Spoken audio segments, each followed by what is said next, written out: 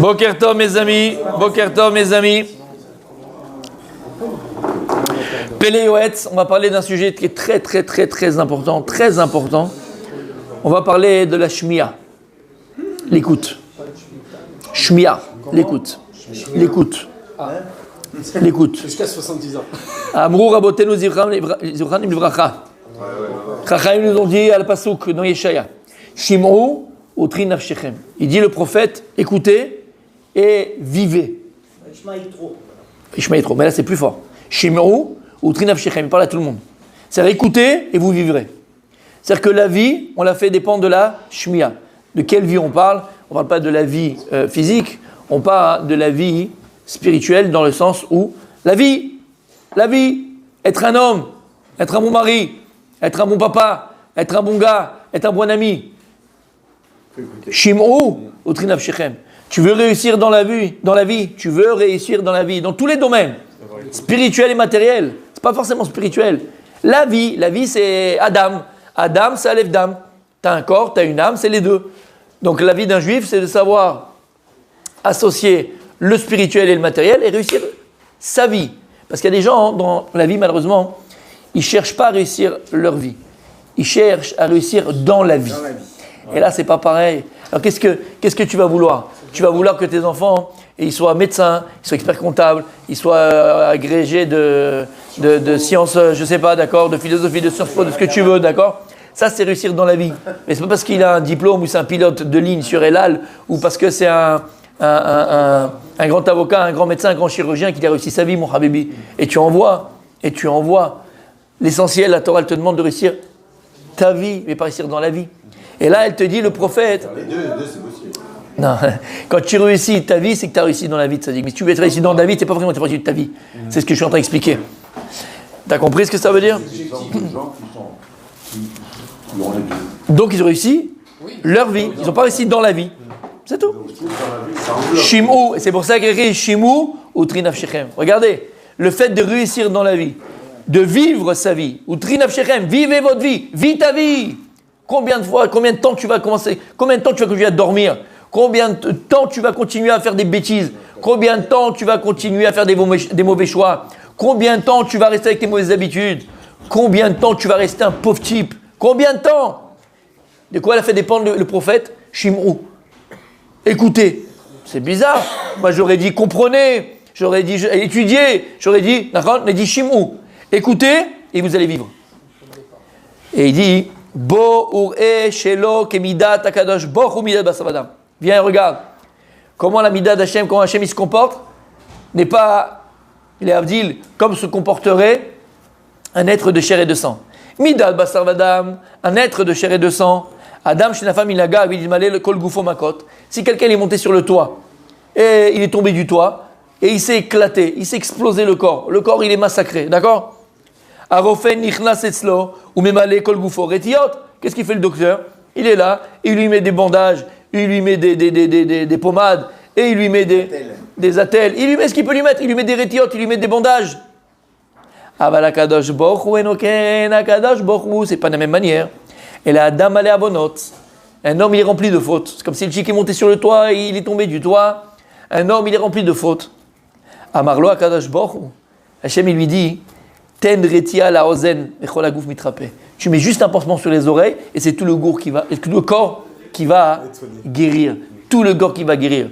Lorsqu'un médecin, entre guillemets, il va soigner un type qui est tombé du toit, met des pansements sur le pied, sur la tête, sur le dos, sur le nez, sur le pied, sur le genou, partout. Il est rempli, il est entièrement bandé. Akadosh Brou, lorsqu'il voit qu'un homme il est rempli d'avonot, une personne elle est remplie de fautes, Akadosh lui dit mon fils, mets juste un pansement sur l'oreille, juste sur l'oreille, et tout le corps il va guérir. Ada ou dirtiv, ce qui est écrit dans le verset, dans Yeshaya, Shim'u utri nafshechem. Akadosh Brou il te dit écoutez, et c'est toute votre vie qui va changer. Écoutez, et c'est tout ton esprit qui va changer. Écoutez, c'est tout ton corps qui va changer. Écoutez, c'est toute ta vie qui va changer. C'est pas une partie de ta vie qui va changer. C'est pas une partie de ta vie. C'est toute ta vie, tout ton corps qui va changer. Le corps dans le sens dans la vie. Toute ta vie qui va changer. Ils ont dit les chachamim dans Mishlei. Shashomea bechiba divrei chacham, sheyoshev vedoresh ve'one amen yesh meraba shomrim al divrei agada korin lo gezardin shel 70 shana mochnin lo akol avonotav. Il y a écrit comme ça dans Mishneh Rabbati. Et Kohelet Rabbah. Quelqu'un qui écoute Bechiba avec chérir. Comment on dit chérir? Amour. Avec quelqu'un qui est avec chérissement. Est-ce que ça dit en français chérissement? Non. Rabbi Michael, mon Google. Chérissement, on le dit? Quelqu'un qui écoute avec chérissement. Quelqu'un, je ne sais pas. Bechiba. Bechiba, c'est pas vraiment avec amour. C'est chérir. D'accord? Avec, voilà, il sent que ce qu'il entend, c'est des choses qui sont chères. On dit chérir une chose. Quand est-ce que tu chéris quelque chose? Pourquoi tu dis ce que, quand tu parles à ta femme, au début en tout cas du match, tu dis ma chérie, tu dis mon chéri. Chérie, ma chérie, parce que c'est quoi? C'est que tu comprends que la chose qu'en face de toi, elle est chère. Voilà. Cher, c'est quoi? C'est comme les Avdil, tu vas acheter quelque chose qui est cher, qui coûte cher. Eh bien, c'est pareil. Quand tu dis à quelqu'un, hein, ma chérie, mon chéri, tu as ta femme, ma chérie, elle te dit mon chéri, d'accord? C'est que la personne en face de toi, elle est chère à tes yeux. Et bien là, c'est pareil. Shomea Bechiba, quelqu'un qui écoute avec, amen. Pas avec amour, hein, d'accord? Mais amour dans le sens, la chose, elle est chérie à tes yeux. Et qu'est-ce qu'il écoute? Divrei Chacham. Quand il écoute le Chacham, le Rav qui est en train de parler, et mamash, les paroles, tu chéris les paroles du Rav. Chez Oshem et Doresh, il est là, et il parle, et tu chéris ces paroles, tu chéris. Chiba, tu les chéris. C'est pas pareil. C'est pas les boire simplement. Tu les chéris, encore une fois. Et c'est quoi la différence? Parce que je répète 1000 fois le même mot, mais en fait, c'est quoi la différence? Quand quelque chose il est cher pour toi, tu as peur de le perdre. Quand quelque chose il coûte cher pour toi, quelque chose il est cher à tes yeux, tu as peur de le perdre. Il a fait tout, Jacob. Quand quelque chose est cher pour toi, tu as peur de le perdre. Et si tu as peur de le perdre, tu fais tout pour le garder. Eh bien c'est pareil, si les paroles de ton rab elles sont importantes, si ta femme en face de toi elle est importante, ton mari il est important, si quelque chose est cher à tes yeux, la Torah, tu as peur de la perdre, tu fais tout pour la garder. Et il dit pareil, quand une personne elle est à la synagogue et elle répond Amen, Yesh Shemer Rabba au Kaddish, après une agada, d'accord? Et elle répond à Mishmera. C'est-à-dire qu'il entend le Kaddish et il répond au Kaddish. Il y a écrit Korinlo, Gzardin, Shel Shvim Shana. On lui déchire un mauvais degré qui était sur lui de 70 ans. 70 ans, tu gagnes de tous les mauvais décrets, ils sont enlevés. Ils sont des Shivim Shana. Shivim Shana, tzadik. 70 ans. Ou Mochanlinlo alkol abonotav. Mochanlinlo alkol abonotav. Donc quand tu vas et tu entends la dracha du Rav, elle est chère à tes yeux. Elle est chère à tes yeux. D'accord? Et tu fais tout pour la garder, tu fais tout pour ne pas la perdre. Et il compare le Rav avec le Kaddish que tu entends, t'imagines, il compare les deux. Alors on enlève 70 ans de mauvais décrets, et plus que ça, Mochanino alkon abonotav. On te blanchit sur toutes les fautes que tu as fait. Qu'est-ce que tu as fait? Tu as juste écouté. Tu as utilisé l'ouïe, juste avec la shmia. Oui, dans le Kaddish. Mais lorsque tu étais au shiur, tu étais là et tu as écouté le shiur. Bechiba, tu n'étais pas passif. Tu ne dormais pas les yeux ouverts. Tu étais là, les yeux bien entre dans les orbites, et t'écoutais. Mochanino alkol abonotav. Tu as vu? T'as vu comment il imite Paël? Blainara, il imite Paël. Tout ça, messieurs, c'est la grandeur et l'importance de la shmiya de Louis. Et il dit, Ve'atam shechashuva kolkar shmiya. Il dit, pourquoi est-ce que la shmiya, est-ce que la Louis, c'est tellement important? Regarde ce qu'on vient de te dire. Ta vie, elle peut changer du tout au tout uniquement parce que tu as écouté quelque chose d'intelligent, parce que tu as écouté des livrets de Torah intelligents, tu as écouté un bon conseil, tu as écouté les conseils de ta mère, les conseils de ton père, les conseils de ton meilleur ami, si tu en as un, s'il existe. En tout cas, d'accord, tu as écouté, juste avec la shmiya, tu es capable de transformer ta vie du tout au tout, ou du rien au tout. Comment c'est possible? Pourquoi avec la shmiya, il dit le Rav, elle est tellement importante? Et il dit, il est écrit dans Maseret Kiddushin, Daf Mem Amud Bet. Talmud Gadol, chez Mevili Demaase. La Gemara, elle est dana, qu'est-ce qui est le plus important? L'étude ou bien l'action? Ou bien d'enseigner? Bon, la Gemara, elle est là-bas. Et là-bas, la Gemara dit Talmud, l'étude de la Torah, elle est plus grande que le Maase, que l'action elle-même. Lama, parce qu'en étudiant, ça va t'amener à le faire. Et il dit bien Car Ashmiya Mevia Lide Maase Yoter Mina Limud. Et dit sache qu'il y a encore autre chose au-dessus du limoud. C'est quoi? C'est la shmiya. L'écoute est là encore au-dessus du limoud de l'étude, parce que la shmiya, elle va aussi t'amener à quoi? À appliquer. Et il dit, tu sais pourquoi que c'est plus important la shmiya que le limoud personnel? Sheoter poelet tashmiya mimi sheshlo leshon limudim shedoresh betzachut lashon rachav. parce qu'elle a un plus grand potentiel, plus grand impact, le fait d'écouter du vrai Torah, d'écouter un bon conseil, d'écouter ton rave, quand il dit des choses intelligentes, si on s'est bête c'est dommage, mais des choses intelligentes, que si la personne, elle étudie, et elle sort de sa bouche même des choses extraordinaires, Yoter meim l'ilmad be'atzmo sifrei moussar, plus que si c'est toi-même qui étudie vrai moussar. Lama, et je vais te dire pourquoi. Parce que très souvent, et je vous ai dit, lorsque tu étudies toi-même le moussar, il y a un problème qui peut arriver. Il va le dire ici tout de suite, le rave, d'accord? Mais l'interprétation, exactement, mais c'est plus que ça. L'interprétation émette, mais plus que ça. Des fois, tu vas faire le Misiat Yesharim, tu vas faire du Rav Dessert, tu vas voir le titre, c'est bizarre, Pelé Yoetz. C'est l'histoire de ma vie, ça. Il parle de moi, lui, quand il parle de quelqu'un qui est calme, quelqu'un qui est truc, quelqu'un qui est posé, quelqu'un de... J'ai l'impression qu'il parle de moi. C'est-à-dire que quand on étudie tout seul, on a beaucoup plus de mal de se remettre en question. Et on est tous par là, moi le premier. Alors que quand tu entends du Rav, d'accord, qui est en train d'être Doresh, des choses qui sont des fois un peu difficiles, un peu dures, là, Habibi, tu ne veux pas dire que tu as mal compris le texte, il parle de toi. Voilà, il parle de moi. Il parle de moi. Là, il n'y a pas d'échappatoire. Tu te reconnais dans ses paroles. Alors que quand tu étudies, tu peux toujours essayer de transformer, tu peux toujours essayer d'adoucir, ou de même de changer le sens même de ce que ça ne me touche pas à moi. Mais quand maintenant la personne elle passe en face de toi, et tu te reconnais dans ses paroles, parce qu'il n'y a pas d'échappatoire, il parle de moi. Le radin c'est moi, c'est vrai, c'est moi. L'absent c'est moi, d'accord, le coléreux c'est moi. Là tu te reconnais. Donc la shmia, elle a plus de force et plus de potentiel de t'amener à l'action. Et il dit, Vesiman là-bas.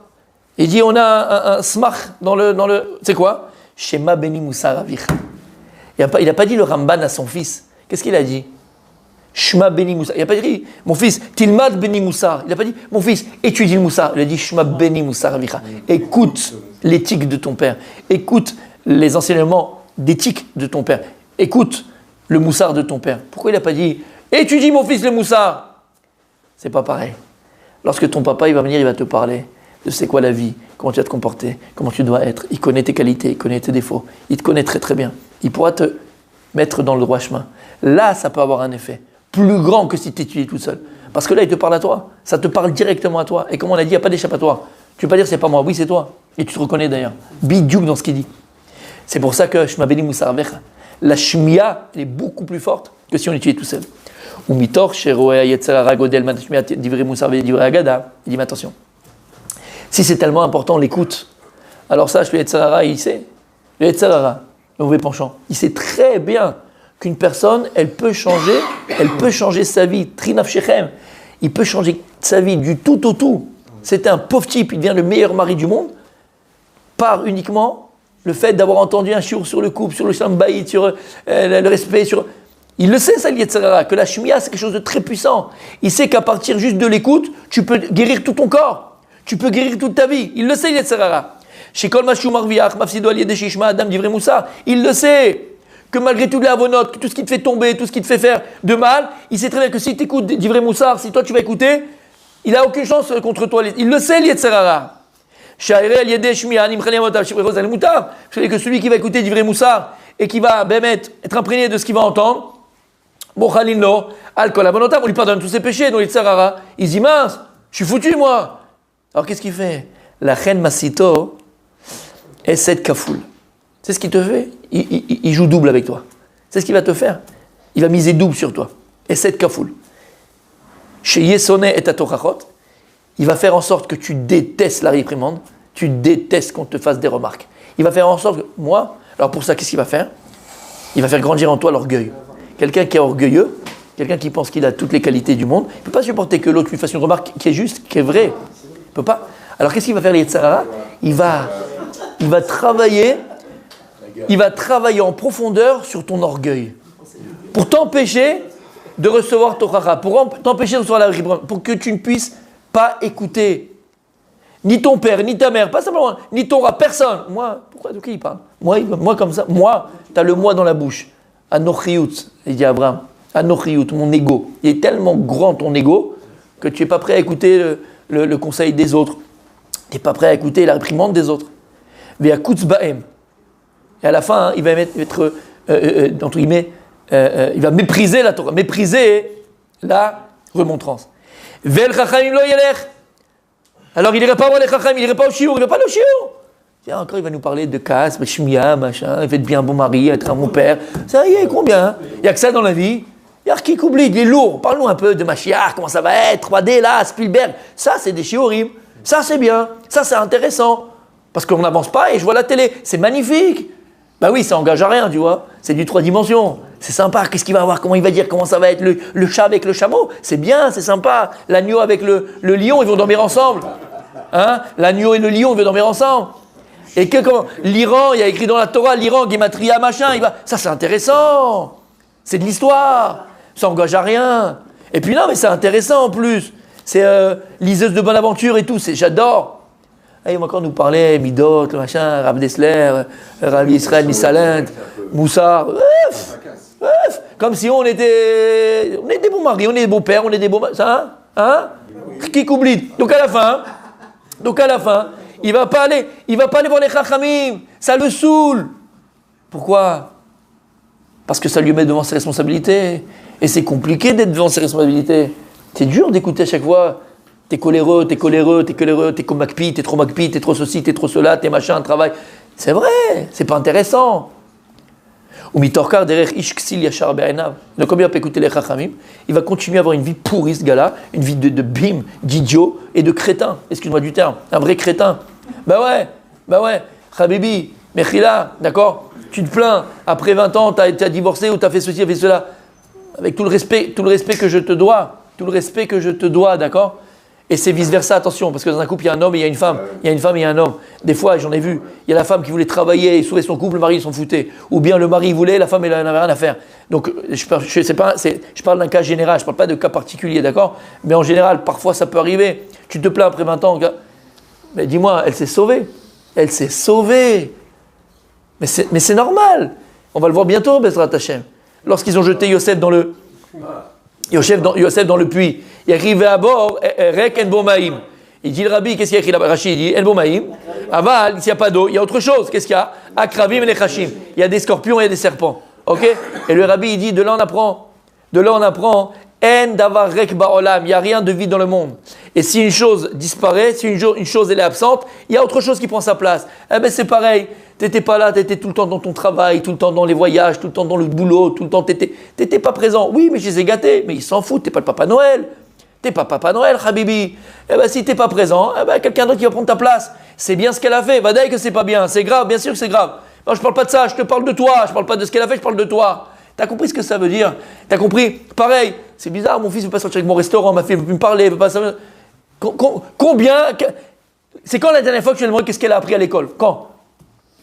Quand elle était au Gan à 3 ans, elle t'a amené le truc pour comment ça s'appelle ça? Rosh Hashanah, le dessin de Rosh Hashanah. C'est quand la dernière fois que tu lui as posé une question sur elle, sur lui, sur ses copains, ses copines? Quand? Et après, quand elle a 18 ans, 20 ans, 25 ans, tu viens comme un pacha. Alors? Elle sait même pas qui tu es. C'est même pas qui tu es. Elle sait même pas qui tu es. Shamata. Alors ça, c'est dur. Ça, c'est dur à entendre. Alors on préfère aller à des petits shiurim, tu vois, de Mashiach qui arrive, Mashiach comme ça, machin. Des choses qui nous dérangent pas. Et qui nous remettent pas en question. Nous engagent pas. Qui ne remettent pas en question. Non, parce que tu vois, si on le fait dans un sens moussari aussi, tu peux sortir. Mais si après l'histoire, pareil, tout d'abord. Avram, il a pris Sarah, ils sont partis, ils sont revenus, ah, sympa. Et après. Non, et après, c'est bien de voir la beauté de la Torah. C'est bien de voir, c'est magnifique. Mais après, Tachles, qu'est-ce que tu t'en fais? C'est ce qu'il dit ici. Donc, Yetzara, il va t'empêcher d'aller écouter les shiurei Torah. Shiurei Torah de Moussa, qui vont te transformer ta vie, qui vont te changer de l'intérieur. Ou mitorkar, on a dit, donc après, qu'est-ce qui va arriver? Toute ta vie, tu serais comme un bim, comme un idiot. Et à la fin, tu vas te plaindre, tu vas dire, mais pourquoi elle est partie? Pourquoi elle est partie? Qui c'est qui peut te supporter, espèce de kikoublid? Qui c'est qui peut... Toi-même, je ne sais pas comment tu te supportes. Qui est echelik, elav be'enav yetzara, bechalkalot leshonosh isbor, shiu shalem bakol. Et l'yetzara, il te fait croire que tu es le meilleur type du monde, le meilleur père du monde, la meilleure mère du monde, la meilleure épouse du monde. La meilleure épouse du monde. Gevar begouvrin. Mais nous avon. Oui, comme tout le monde, il y a écrit, il y a le verset qui dit En tzadik ba'aretz yocheta. Il y a écrit, parle de moi. Il n'y a pas de tzadik dans le monde qui n'a pas fait une petite faute. Mais c'est tout, je n'ai pas fait des choses très graves dans ma vie, tu vois ce que je veux dire. Parce que pour lui, tout ce qu'il fait, c'est normal. Pour lui, c'est normal. Il ne se pose même pas la question, je peux pas, c'est permis, pas permis. Il s'est habitué. Il n'a même pas une remise en question une seule fois de ce qu'il fait, de ce qu'il dit, de ce qu'il peut amener, de ce qu'il ne peut pas amener, ce qu'il est en absence, sa présence, pas ça. Aucune remise en question. Il est chalem, il est complet. Et d'ailleurs, cette fausse croyance qu'on lui fait croire, parce qu'à la synagogue, il est hyper sympa le mec. Alors il dit, regarde, à la synagogue, tout le monde me kiffe. Il n'y a que à la maison qu'on me kiffe. Tout le monde me kiffe à la synagogue. Il n'y a qu'ici que je ne m'aime pas. Bah oui, t'es pas le même. Comment il disait le Chafetz Chaim? Il y a un type, il est à l'extérieur, c'est un petit chat, un petit chaton. Miaou! Tu veux que je t'aide, mon copain? Il est là, il ramasse les chaises, machin. Je vais raconter l'histoire. Allez, bon, bref, c'est pas grave. Celui qui se reconnaît, il se reconnaîtra. Celui qui se reconnaît pas, d'accord? Mais je pleurais tout seul. C'était peut-être un an après. Tu te rappelles, Igal? Tu te rappelles Rabbi Moshe? D'accord? Il y avait une fête à la synagogue, machin. Et je vois une femme, là-bas, qui est comme ça, et elle regarde. Tu sais, elle regarde comme ça. Alors moi, je vais la voir poliment. Je dis, vous voulez que j'appelle votre mari et tout? Elle me dit, non, mais laissez-moi 2 secondes, je kiffe. J'ai pas compris. Mais elle m'aide que c'est vrai. Bon, alors moi, pour rigoler, je vais. Il y a quoi? Elle me dit, c'est la première fois que mon mari ranger des chaises. Voilà. À la maison, je vais à la maison. Elle me fait, non, jamais. Non, il touche à rien. Mais là, tac. Ah non, je te promets qu'il touche à rien. Je dirais pas de nom, d'accord? Il a juste un polo un peu bizarre ce matin, mais c'est tout. D'accord? Il s'est pris pour un jockey. Bref, allez, messieurs. On charrie pas, s'il vous plaît, on a dit la chariate, c'est pas bien. Allez, on continue. D'accord? Allez, on continue. D'accord? Et la femme, elle était comme ça, mais il fallait voir sa tête, elle était mitpaelet. Ah non, il était dégoûté. Mitpaelet. Tu comprends? Et il disait, il y a des gens comme ça, le Rav Chaim. C'est des chatons. À l'extérieur de la maison, c'est des petits chatons. Ils vont t'aider. Tu as besoin de quelque chose? Ouais, je vais t'aider. Et les gens, ils disent, oh, qu'est-ce qu'il est sympa, qu'est-ce qu'il est gentil, qu'est-ce qu'il est serviable. Et il a dit, mais dès qu'il ferme la porte, quand il rentre chez lui à la maison, ça devient un lion. C'est un autre type, tu le connais pas, tu le reconnais pas. Alors le gars, comme à l'extérieur, on lui donne des mahmaot, des compliments, on le complimente, il pense qu'il est arrivé au bout du bout. En fait, t'es un pauvre type, Rabbi. Donc pour essayer, et je parle pour nous, je parle pour moi, je parle pour nous tous, le seul moyen que l'on a de s'arranger, de s'améliorer dans la réalité, pas psychologiquement simplement et potentiellement, dans la réalité, c'est en écoutant d'Ivrei Moussa, ça pénètre le cœur et on verra Bezrat Hashem, c'est marrant ça, parce que, moi je vous le dis, d'accord, il y a un livre très profond, très important, s'appelle Sod HaCheshmal. On a vu le Cheshmal dans la Gemara. Mais il y a un livre de Kabbalah qui a été écrit, c'est de Kabbalah. Et il y a un livre, comment? Rav Zev, quelque chose, je ne me rappelle plus son nom. Non. Et bon, c'est un livre hyper, c'est sur le Cheshmal, donc tu peux t'imaginer. Et là-bas, il parle. Ouais. Mais c'est prévu, on va le faire si Dieu veut. On va l'étudier, Bezrat Hashem, pour les initiés. Il y aura un test. Il y aura un petit test à passer avant pour les initiés. Mais c'est. Voilà, on avait dit, si tu sais faire revivre un mort, d'accord? Tu parlais de ça hier, j'ai oublié, tu vois, ça m'est sorti de la tête. En vérité, on disait que les Tanaïm étaient capables de faire revivre un mort. Alors ça, c'est pshat. Le mort, c'est quoi en vérité d'être capable de faire revivre un mort? Ce que je vais dire maintenant. Être faire revivre un mort, et c'est ça sur le Cheshmal. Il dit que sur le Cheshmal, ça vient de là aussi. Il y a une yann de ça. Être capable de faire revivre un mort, c'est être capable avec ta bouche, quand tu fais du vrai Torah, de transformer la vie d'un homme, transformer la vie d'une personne. Si tu es capable de transformer la vie d'une personne en face de toi par la Torah que tu vas enseigner, alors toi, tu es un Tana. Tu es un Tana par les compliments, par la Torah que tu enseignes. Les compliments, quand on dit Mechaya, Metim, c'est tous les jours. Tous les jours, tu peux redonner la vie à quelqu'un. Et ça fait partie du sort de Cheshmal. J'expliquerai quand on le fera si Dieu veut, mais sort de Cheshmal, ça fait partie. Bien sûr. Mechaya, Metim. Tu as des gens et c'est quoi? Grâce à la Shmiya. Les gens, ils ont écouté, mais ça ne suffit pas. Il faut aussi que la personne qui va parler, donc toi qui vas parler, Bezrat Hashem, à ta famille, aller aux gens, tu vas enseigner de la Torah. Il faut que ta parole, elle ait aussi un impact dans le cœur des gens. Et ça fait partie aussi du Sod HaCheshmal. Parce que Sod HaCheshmal, ce n'est pas simplement ce qu'on a vu dans la Gemara, c'est toute la Vodat Hashem, elle est basée sur ça. Il faut le comprendre. Toute la Vodat Hashem. Et ça fait partie de ça. Parce qu'en réalité, c'est quoi? Cheshmal, comme on a dit, aujourd'hui, on appelle ça l'électricité. On a dit pourquoi, d'accord? Ben ouais, c'est Mechashmel. C'est que quand tu parles à quelqu'un, c'est comme si tu lui faisais, comment on appelle ça? L'électrochoc. C'est des secousses. Et quand maintenant la personne elle parle, on voit en fait c'est le dibour. Sod acheshman la vie c'est quoi? Chayot memalelot. Vous vous rappelez? En fait c'est le dibour. Le dibour il peut être électrique et il est électrique. Et quand maintenant ton dibour, il sort de ce niveau-là qui s'appelle Chod acheshman, tu peux électrocuter entre guillemets les gens qui t'entendent. Et qu'est-ce que tu fais? Tu les réveilles. C'est comme de l'électricité. Il était endormi, c'est les secousses. Maman, tu les réveilles. D'accord?